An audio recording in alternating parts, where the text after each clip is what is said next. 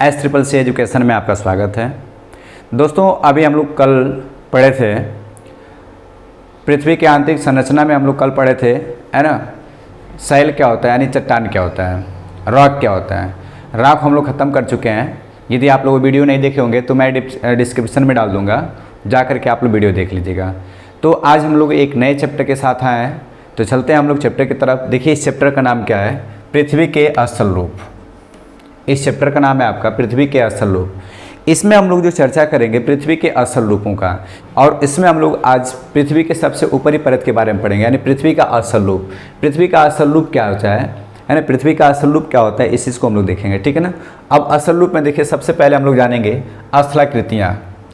स्थलाकृतियाँ क्या होती हैं, सबसे पहले ये समझते हैं। स्थलाकृति किसे कहते हैं, तो कह सकते हैं पृथ्वी के यानी भूमि के स्थल के आकृति को, है ना, पृथ्वी के स्थल के आकृति को, यानी कह सकते हैं स्थल के आकृति को क्या कहते हैं हम लोग, स्थलाकृति कहते हैं। यानी जैसे आपकी स्थल की आकृति दिखाई देती है, जो स्थल की आकृति जैसे दिखाई देती है वही आपकी क्या होती है, स्थलाकृति, ठीक है ना। तो हमारी जो स्थलाकृति है ये कैसी है, इस चीज़ को हम लोग समझेंगे। अब देखिए, कह रहा है कि स्थलाकृति प्राकृतिक भूदृश्यों का निर्माण करती है। भूदृश्य मतलब पृथ्वी जो ऊपर से देखने में दिखाई दे, है ना। भूदृश्य कहने का मतलब पृथ्वी जो ऊपर से देखने में दिखाई दे। तो जो स्थलाकृतियाँ होती हैं ये प्राकृतिक भूदृश्यों का निर्माण करती है ना। स्थलाकृति प्राकृतिक भूदृश्यों का निर्माण करती है। अब देखिए, स्थलाकृति को उच्चावच के आधार पे कितने भागों में बांटा गया था बेटा, 3 भागों में बांटा गया था, ठीक है ना। स्थलाकृतियों को उच्चावच के आधार पे इसको 3 भागों में बांटा गया। अब देखिए कौन कौन से भाग हैं, प्रथम श्रेणी के उच्चावच, द्वितीय श्रेणी के उच्चावच और तृतीय श्रेणी के उच्चावच, है ना। स्थलाकृतियों को उच्चावच के आधार पे 3 भागों में बांटा गया था, प्रथम श्रेणी के उच्चावच, द्वितीय श्रेणी के उच्चावच और तृतीय श्रेणी के उच्चावच। अब देखिए, प्रथम श्रेणी के उच्चावच में कौन कौन आएगा, आपके महाद्वीप होंगे और आपके महासागर। जो प्रथम श्रेणी का उच्चावच होगा इसमें महाद्वीप और महासागर। और हम लोग क्या करेंगे, इससे आगे हम लोग एक एक चीज़ के बारे में, यानी महाद्वीप, महासागर, पर्वत, पठार, मैदान, है ना, टीले, नदी, घाटियाँ, इन सब के बारे में हम लोग एक एक करके अध्ययन करेंगे, ठीक है। तो आप लोग कंटिन्यू इस मेरे क्लास में बने रहिएगा। मुझे उम्मीद है कि मैं आपको बेहतर समझाने की कोशिश करूँगा। यदि अच्छा लगे तो वीडियो को आप कमेंट करिएगा, यदि अच्छा लगे तो कमेंट करिएगा, लाइक शेयर और सब्सक्राइब कर दीजिएगा चैनल को। तो चलते हैं हम लोग धीरे धीरे इस चीज़ के बारे में पढ़ेंगे। अब देखिए, प्रथम श्रेणी के उच्चावच, तो प्रथम श्रेणी के उच्चावच में आप क्या आ जाएंगे, महाद्वीप आ जाएंगे और महासागर आ जाएंगे, है ना। प्रथम श्रेणी के उच्चावच में महाद्वीप और महासागर। अब द्वितीय श्रेणी के उच्चावच में कौन आ जाएगा, पर्वत, पठार और मैदान। द्वितीय श्रेणी के उच्चावच में कौन आएगा, पर्वत, पठार और मैदान। अगली बात कहते हैं तृतीय श्रेणी के उच्चावच। अब तृतीय श्रेणी के उच्चावच में कौन आएगा, टीले आएंगे, नदियां, घाटियां और डेल्टा आ जाएगा, है ना। तो हम बोले ना कि इनके बारे में हम लोग विशेष रूप से एक एक पार्ट के बारे में अध्ययन करेंगे, लेकिन एक एक क्लासों में। और आज हम लोग पढ़ेंगे इसके स्थलाकृति के बारे में। तो अभी हम समझें स्थलाकृति किसे कहते हैं। स्थल की आकृति को स्थलाकृति कहते हैं, है ना। स्थल की आकृति को क्या कहते हैं, स्थलाकृति कहते हैं। और स्थलाकृति प्राकृतिक भूदृश्यों का निर्माण करती है। उच्चावच के आधार पर स्थलाकृतियों को मुख्य रूप से 3 भागों में बांटा गया, प्रथम श्रेणी के उच्चावच, द्वितीय श्रेणी के उच्चावच और तृतीय श्रेणी के उच्चावच। प्रथम श्रेणी के उच्चावच में जो आएंगे वहाँ पे आप लोग का सामने लिखा गया है, ठीक है ना। इसमें किसी प्रकार की किसी को कोई दिक्कत नहीं होगी। आगे हम लोग बढ़ते हैं और देखते हैं आगे। कह रहा है कि जो स्थलाकृति है, स्थलाकृति के निर्माण के आधार पर, यानी इनको निर्माण के आधार पर कितने भागों में बांटा गया, तो स्थलाकृति को निर्माण के आधार पर भी 3 भागों में बांटा गया, है ना। उच्चावच के आधार पे 3 भागों में बांटा गया, लेकिन स्थलाकृतियों को निर्माण के आधार पे भी 3 भागों में बांटा गया। अब कौन कौन से इस चीज़ को देखते हैं। जैसे पहला आपका पर्वत, या इसे कह सकते हैं हम लोग पहाड़ी, है ना। पहला कह सकते हैं पर्वत या पहाड़ी। दूसरा हम लोग कह सकते हैं आपका पठार। पहला आपका पर्वत या पहाड़ी और दूसरा क्या कह सकते हैं हम लोग, पठार कह सकते हैं। और तीसरा आपका क्या बालक, मैदान है।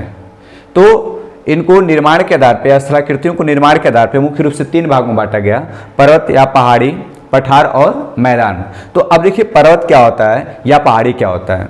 तो समानता आसपास के धरातल से ऊंची भूमि को, है ना, समानता आसपास के धरातल से ऊंची भूमि को हम लोग क्या कहते हैं, पर्वत कहा जाता है। अब पर्वत जो होता है इसका जो शीर्ष होता है कैसा होता है आपका, शंक्वाकार होता है ना। पर्वत का शीर्ष कैसा होता है, शंक्वाकार। जब ऊंची भूमि होगी तो आपका पर्वत का आ जाएगा, और थोड़ा सा उससे नीचे होगा तो क्या कहा जाएगा, आपका पहाड़ी का आ जाएगा, है ना। पर्वत और पहाड़ी में ये अंतर रहता है। पर्वत पहाड़ी देखने में एक ही तरीके से होते हैं, लेकिन जो पहाड़ी होता है इस पर्वतों से छोटा होता है ना, पर्वतों से छोटा होता है, नहीं कम ऊंचा होता है। लेकिन पर्वत पहाड़ियों की अपेक्षा क्या होते हैं, अधिक ऊंचे होते हैं, है ना। अब एक होता है पर्वत श्रृंखला, तो पर्वत के श्रृंखलाओं को, है ना, पर्वत के श्रृंखलाओं को क्या कहा जाता है, पर्वत श्रृंखला कहा जाता है। तो हिमालय की पर्वत श्रृंखला आप पढ़े होंगे, हिमालय पर्वत श्रृंखला है, उसमें कई सारे पर्वत हैं, है ना, कई सारे पर्वत। तो जब कई सारे पर्वत मिलकर के एक, है ना, पर्वत का निर्माण करते हैं तो आपका, यानी कह सकते हैं पर्वत के श्रृंखला को क्या कह सकते हैं हम लोग, पर्वत श्रृंखला कह सकते हैं, है ना। पर्वत के श्रृंखला को क्या कह सकते हैं, पर्वत श्रृंखला। ठीक है, उम्मीद होगी कि पर्वत और पहाड़ी आप लोग को समझ में आया होगा। आगे चलते हैं पठार। पृथ्वी पर अपेक्षाकृत ऊंचे और चौकस, पृथ्वी के अपेक्षाकृत ऊंचे और चौकस मैदान को क्या कहा जाता है, पठार कहा जाता है। अब सोचिए, जो पर्वत और पहाड़ी होता है इसकी जो शीर्ष होते हैं ये कैसे होते हैं, आपके नुकीले होते हैं, अर्थात शंक्वाकार होते हैं। देखिए ये जो पर्वत होते हैं, पर्वत यानी पर्वत जो होते हैं ये, इनका जो शीर्ष होता है नुकीला होता है, किंतु जो पठार होते हैं इसका शीर्ष नुकीला नहीं होता है। कैसा होता है, इसका शीर्ष समतल या सपाट होता है। ठीक है ना। अब देखिए आगे चलते हैं हम लोग। मैदान, भूपटल पर स्थल, है ना, भूपटल पर समतल किंतु निचले स्थल रूप को मैदान कहा जाता है। भूपटल पर समतल किंतु निचले स्थल रूप को क्या कहा जाता है, मैदान कहा जाता है। तो ये हम लोग अभी सीखे पर्वत, पठार और मैदान क्या होते हैं। और अभी हम लोग चर्चा करेंगे, विशेष रूप से चर्चा करेंगे पर्वतों के बारे में। पर्वत कितने प्रकार के होते हैं, कौन कौन से पर्वत होते हैं, है ना, इसके बारे में अब चर्चा किया जाएगा। पर्वत का निर्माण कैसे होता है, ठीक है ना। तो आप लोग देखिए,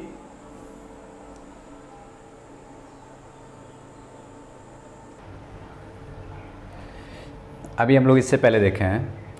अब पृथ्वी के असल रूप में हम लोग देखेंगे पर्वत, और आज हम लोग पर्वत के बारे में चर्चा कर रहे हैं। पर्वत को कहते हैं माउंटेन्स कहते हैं बेटा, है ना। पर्वत को क्या कहा जाता है, माउंटेन्स कहा जाता है। अब देखिए पर्वत क्या होता है। अब अभी बताएं कि पर्वत जो होता है पृथ्वी के औसत सतह से अधिक ऊंचा हुआ भाग क्या कहा जाता है, आपका पर्वत कहा जाता है। ये पृथ्वी के सतह से अधिक ऊपर उठा हुआ भाग क्या कहा जाता है, पर्वत कहा जाता है।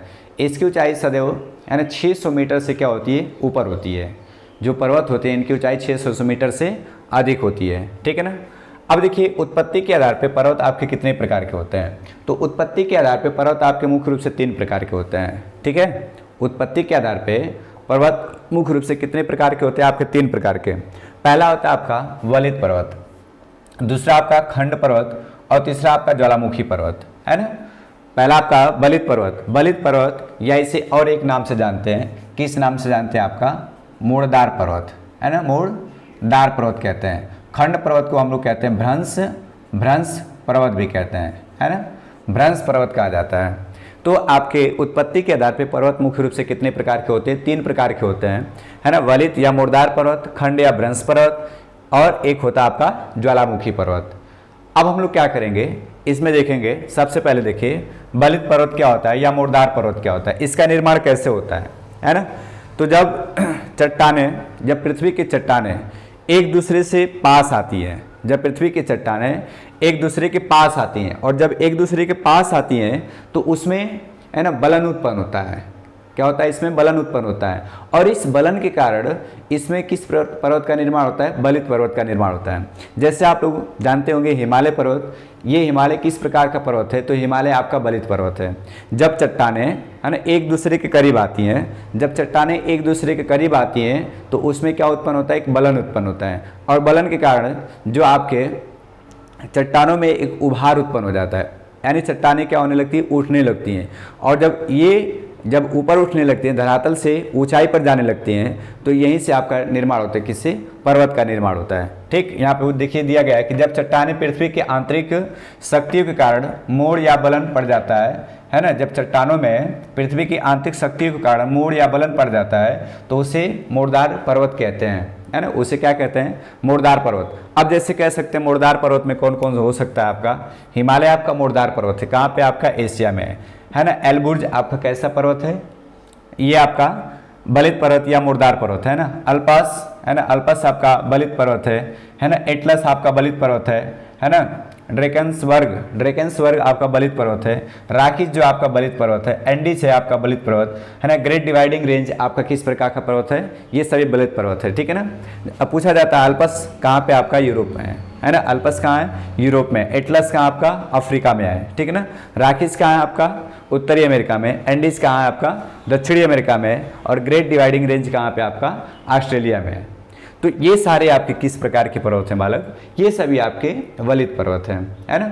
बलित पर्वत का निर्माण किसके द्वारा होता है, वलन के द्वारा, है ना, या मोड़ के द्वारा होता है, ठीक है ना। किसके द्वारा, वलन के द्वारा या मोड़ के द्वारा होता है ना। अब देखिए आगे आपका खंड या भ्रंश पर्वत, है ना। खंड या भ्रंश पर्वत, है ना, इसे रिफ्ट भी कहा जाता है। रिफ्ट की घाटियाँ, भ्रंश की घाटी या रिफ्ट की घाटी या रिफ्ट पर्वत भी कहते हैं, ठीक है ना। तो देखिए ये खंड या भ्रंश पर्वत, तो इसका निर्माण कैसे होता है ना। चट्टानी खंडों में भ्रंश या दरार पड़ने से होता है। जो बड़े बड़े चट्टान होते हैं, जब बड़े बड़े चट्टानों में क्या होते हैं, आपके दरार पड़ जाते हैं, यानी वो टूट जाते हैं, तो उनके दरार पड़ने या टूटने से आपका खंड पर्वत का निर्माण होता है, यानी भ्रंश पर्वत का निर्माण होता है। जैसे आप जानते हैं कि भारत में, है ना, विंध्य पर्वत और सतपुड़ा पर्वत के बीच से एक नदी बहती है। कौन सी नदी बहती है, नर्मदा नदी, है ना। तो ये दोनों है, ये जब दोनों पर्वत के बीच से जो स्थान बना, इसे रिफ्ट या घाटी कहते हैं, है ना। जब दो पर्वतों के बीच में जो स्थान बना, इसे रिफ्ट या घाटी कहते हैं, ठीक है ना। तो यही कह रहा है कि जो खंड या भ्रंश पर्वत का निर्माण हुआ, ये चट्टानों के खंडन से, टूटने से, है ना, टूटने से हुआ है। ये चट्टानों के टूटने से हुआ है, ठीक है ना। तो अब जैसे हम कह सकते हैं खंड पर्वत कौन कौन से हो सकते हैं। देखिए आपका नीलगिरी पर्वत किस प्रकार का पर्वत है, भ्रंश पर्वत है या खंड पर्वत है ना। सियरा नेवादा किस प्रकार का पर्वत है, आपका भ्रंश पर्वत है ना। आपका साल्ट रेंज किस प्रकार का पर्वत है, भ्रंश पर्वत है ना। ब्लैक फॉरेस्ट आपका भ्रंश, है ना। वासजेस क्या है, भ्रंश पर्वत है। ये नीलगिरी कहाँ आपका, भारत में है ना। नीलगिरी कहाँ आपका, भारत में। सियरा नेवादा आपका कहाँ पे, कैलिफोर्निया में। साल्ट रेंज कहाँ आपके, पाकिस्तान में, है ना। ब्लैक फॉरेस्ट आपका कहाँ है, जर्मनी में। और वासजेस कहाँ आपका, फ्रांस में। और ये सभी आपके किस प्रकार के पर्वत हैं बालक, भ्रंश पर्वत या खंड पर्वत हैं, ठीक है ना। आगे आपका ज्वालामुखी पर्वत। ज्वालामुखी पर्वत का निर्माण किसके द्वारा हुआ है, ज्वालामुखी उद्गार के द्वारा हुआ है। अब ज्वालामुखी उद्गार में क्या होता है कि जो पृथ्वी के अंदर जो मैग्मा होता है ना, यहाँ पे देख लीजिएगा, ये आपका पृथ्वी और पृथ्वी के अंदर मैग्मा जो होता है किस अवस्था में पाया जाता है, पिघली अवस्था में पाया जाता है। और जहाँ से बाहर निकलती है, ये आपका क्रेटर कहा जाता है ना। जो छिद्र होता है उसे क्रेटर कहते हैं। और जब मैग्मा यहाँ से बाहर निकलता है और ऐसे बाहर निकलता है, जब ऐसे बाहर निकलता है, बाहर निकलते निकलते ये ऐसे नीचे फैलता रहता है ना। जब ऐसे फैलता रहता है तो फैलते फैलते ये जब मैग्मा बाहर निकलता है, तो जब बाहर निकलता है तो इसे कहा जाता है लावा। और लावा धीरे धीरे क्या होता है, कठोर हो जाता है। कठोर यानी ठोस परत में परिवर्तित हो जाता है। जब ठोस परत में परिवर्तित हो जाता है तो यही आपका बन जाता है क्या, पर्वत बन जाता है ना। ये क्या बन जाता है आपका, पर्वत। तो इसलिए इसको क्या कहा जाता है, ज्वालामुखी पर्वत। तो ज्वालामुखी पर्वत का निर्माण किसके द्वारा होता है, ज्वालामुखी उद्गार के द्वारा होता है ना। ज्वालामुखी पर्वत का निर्माण किसके द्वारा होगा बालक, ज्वालामुखी उद्गार के कारण होगा, ठीक है ना। अब देखिए जैसे इसमें ज्वालामुखी पर्वत कौन कौन से होंगे, आपके किलिमंजारो किस प्रकार का पर्वत है, ज्वालामुखी पर्वत। कहाँ का है बालक, अफ्रीका का है। माउंट है ना, रेनियर आपका कहाँ है, संयुक्त राज्य अमेरिका का है ना। हुड कहाँ है आपका, संयुक्त राज्य अमेरिका का है ना। शास्ता कहाँ है का आपका, संयुक्त राज्य अमेरिका का है। फ्यूजियामा कहाँ है कि आपका, जापान का है। ये सभी किस प्रकार के पर्वत हैं, ज्वालामुखी पर्वत है ना। एकांगुआ कहाँ का आपका, चिली का है। ये सभी आपके किस प्रकार के पर्वत हैं, ज्वालामुखी पर्वत हैं, है ना। ये सभी आपके ज्वालामुखी पर्वत है। एक और बात आप लोग समझ लीजिएगा, भारत में एकमात्र सक्रिय ज्वालामुखी अंडमान निकोबार द्वीप में है। कौन सा है, अंडमान निकोबार के बैरन द्वीप में है ना, ठीक है ना। तो अभी हम लोग पढ़े पर्वतों के बारे में। आपको वीडियो कैसे लगी, यदि वीडियो अच्छी लगी तो वीडियो को लाइक, शेयर और सब्सक्राइब करें। चलते हैं, बस आज के लिए इतना ही, धन्यवाद। यदि वीडियो अच्छी लगी तो वीडियो को आप अधिक से अधिक लोगों को शेयर करेंगे। चलते हैं, जय हिंद, जय भारत।